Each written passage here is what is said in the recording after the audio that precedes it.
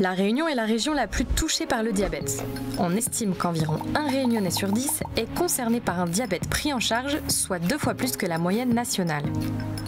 Le risque augmente avec l'âge et c'est 3 Réunionnais sur 10 après 65 ans qui sont concernés. On constate également à La Réunion que le diabète touche plus les femmes, qui représentent plus de 56% des patients diabétiques pris en charge, contre moins de 50% en métropole. Les facteurs de risque qui favorisent l'apparition du diabète de type 2 sont divers. Surpoids, sédentarité, cholestérol, hypertension. Ces facteurs peuvent troubler l'équilibre glycémique et être également à l'origine de complications. Ils sont bien présents à La Réunion. D'après l'enquête EHIS de 2019, globalement, 45% des Réunionnais de 15 ans et plus sont en surcharge pondérale, c'est-à-dire en surpoids ou obèses, et 16% sont en situation d'obésité. Ces fréquences sont globalement comparables à ce qui est observé en métropole.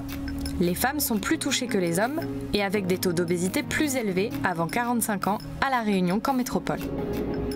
En ce qui concerne l'alimentation, 42% des Réunionnais déclarent en 2019 ne manger aucun fruit ou légume par jour contre 25% en métropole.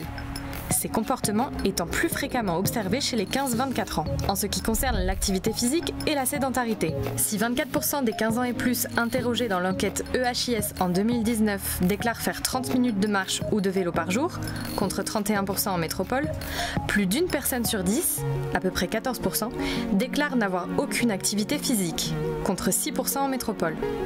Les femmes sont par ailleurs plus concernées par la sédentarité à La Réunion.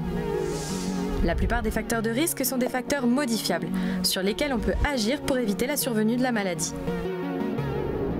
Le prédiabète est le stade qui précède le diabète et les sujets prédiabétiques sont très à risque de devenir diabétiques. D'après l'enquête REDIA, les prédiabétiques réunionnais intolérants au glucose et ou hyperglycémiques à jeun ont entre 3 et 12 fois plus de risques de devenir diabétiques 7 ans plus tard que les personnes avec une glycémie normale. Il est donc important de pouvoir identifier ces facteurs de risque et se faire dépister.